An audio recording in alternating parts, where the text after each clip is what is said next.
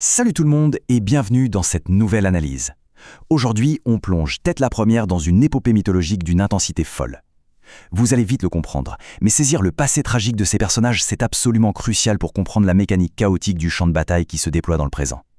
Le récit qu'on va décortiquer tisse des liens incroyables entre le deuil, la colère divine et une guerre totale qui menace l'équilibre même du monde.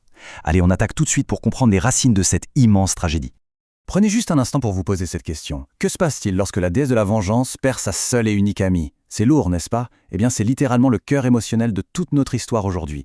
Avant les armures étincelantes, avant les cataclysmes célestes, il y a une perte incommensurable. Et croyez-moi, c'est précisément ce vide laissé par cette perte qui va allumer le feu d'un jugement divin absolument terrifiant. Ce qui nous amène à notre première partie, le sacrifice de Justitia et sa chute dans les enfers. Alors, il faut absolument qu'on parle de cet artefact. L'épée de la condamnation, ce n'est pas juste un beau morceau de métal, c'est littéralement la clé qui ouvre le gouffre vers les enfers, là où les titans immortels sont enfermés pour l'éternité. Dans le passé, l'amie de Némésis, Justitia, s'en empare. Pour sauver Némésis, elle s'en sert pour ouvrir un abîme géant dans la terre. Et là, malgré les cris et les supplications désespérées de la déesse de la vengeance, Justitia lui lâche un tout dernier sourire et elle se laisse tomber dans le vide, engloutie par les ténèbres. La terre se referme, ne laissant que cette épée immense, majestueuse, plantée au centre de la destruction. C'est là que débute notre deuxième acte, la naissance de la vengeance, la graine du châtiment. Imaginez un peu le choc. Némésis comprend que son amie vient de se sacrifier pour elle, et là, elle est complètement dévorée par un chagrin absolu et une rage aveuglante. Sa réaction? Une violence à l'état pur. Elle attrape Shin, le chevalier de Pégase, et se met à l'étrangler. Mais de manière super intéressante, elle le relâche brusquement. Elle aurait pu le réduire en poussière d'un simple geste, mais elle lui explique que ça rendrait le sacrifice de Justitia totalement vain. Par contre, elle est très claire. Elle blâme la graine que Shin a semée ce jour-là et l'avertit qu'un jugement divin va s'abattre.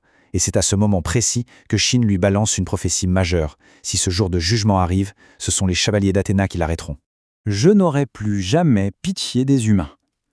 Le truc fou ici, c'est qu'elle prononce cette déclaration les larmes aux yeux. C'est un pacte terrifiant qu'elle scelle avec elle-même. La déesse abandonne toute once de compassion. L'humanité entière est désormais condamnée à subir sa colère froide et implacable, sans aucune exception. C'est vraiment la naissance de sa fureur destructrice. Si on regarde un peu la chronologie, le flux du temps donne presque le vertige. De la chute tragique de Justitia et de cette fameuse prophétie de Shin, on bascule dans un silence complet. Pendant des siècles, l'épée de la condamnation ne bouge pas d'1 millimètre. Elle reste plantée dans le sol comme un sombre monument qui symbolise le repentir de Némésis. Et ce silence séculaire va se briser avec une brutalité inouïe dans notre présent, quand les essences divines de Sorrento et Krishna réintègrent leur corps. On fait donc un bond dans le temps avec notre troisième partie, le réveil dans le présent et l'illusion de l'empathie. De retour au présent, les généraux marins pensaient vraiment qu'en poussant Némésis à revivre ses souvenirs du passé, son cœur s'adoucirait. C'est une erreur de jugement catastrophique. L'apparition de la déesse vient briser leurs illusions en 1000 morceaux. Revoir ce passé tragique ne lui a rappelé qu'une seule chose, à quel point l'humanité est violente et destructrice. L'espoir des généraux était non seulement vain, mais il a rajouté de l'huile sur le feu. Sa sentence tombe, immédiate, éradication totale. Ils vont tous être réduits en cendres. Allez, les choses s'accélèrent sérieusement. Quatrième partie, l'épée et l'armure, la déesse s'arme. La séquence qui suit est juste d'une puissance absolue. Le trône de la déesse vole littéralement en éclats. En une fraction de seconde, une armure divine complètement folle se matérialise sur elle. Et vous vous souvenez de cette fameuse épée de la condamnation, ce monument figé depuis des siècles? Fini le repentir. D'un seul geste, elle s'arrache violemment du sol pour venir se loger direct dans sa main. La phase d'échauffement est terminée, la guerre est déclarée. Et l'ironie dramatique de cet instant est tellement énorme. Il y a des siècles, Shin avait promis que les chevaliers d'Athéna se dresseraient sur sa route. Sauf que dans la réalité, alors qu'elle descend majestueusement avec ses 2 épées, qui se trouvent devant elle? Les généraux de Poséidon. Il n'y a pas l'ombre d'un chevalier d'Athéna. Et Némésis ne se gêne absolument pas pour s'en moquer ouvertement et souligner l'échec total de cette ancienne prophétie. Face à cette menace écrasante, Sorrento tente le tout pour le tout. Il entame son fameux concert céleste, une mélodie magnifique qui fait même apparaître des anges juste pour essayer d'apaiser la déesse. Résultat, un échec monumental. Au lieu de la calmer, ça l'agace profondément. Némésis croise simplement ses épées et paf, elle foudroie les généraux au sol. Elle balance ensuite que l'Astrea réagit directement à sa colère, ce qui veut dire que son plan d'exécution vient carrément de passer à la vitesse supérieure. Ce qui nous propulse dans la 5e partie, la menace de l'étoile rouge. L'escalade de la catastrophe. Pendant ce temps, ailleurs sur le champ de bataille, c'est la panique. Kiki hurle à Poséidon que l'étoile rouge est sur le point de céder. Le compte à rebours est lancé, est-ce que la barrière sera prête à temps? Même Poséidon hallucine de voir Némésis précipiter les choses à ce point. Et là, un tremblement de terre d'une violence inouïe secoue le temple de la déesse. Sous leurs yeux, l'édifice entier se replie sur lui-même, forme une sphère gigantesque et commence à s'élever inexorablement vers les cieux. Un vrai cauchemar.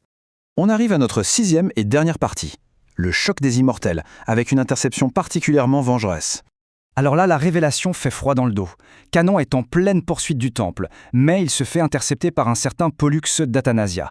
Et la mécanique de ce type est terrifiante. C'est un immortel absolu. Il se fiche complètement du pouvoir de Némésis. Un seul cheveu ou une seule goutte de sang et hop, il se régénère intégralement. Ça explique parfaitement pourquoi, même après s'être fait littéralement mettre en pièces par la galaxie fantôme de Canon, il est de retour prêt à en découdre. Il a une soif de vengeance énorme et veut absolument montrer le pouvoir d'un vrai fils de Dieu pour effacer son humiliation. Faisons un petit point tactique, car le champ de bataille est maintenant fragmenté en 3 lignes bien distinctes.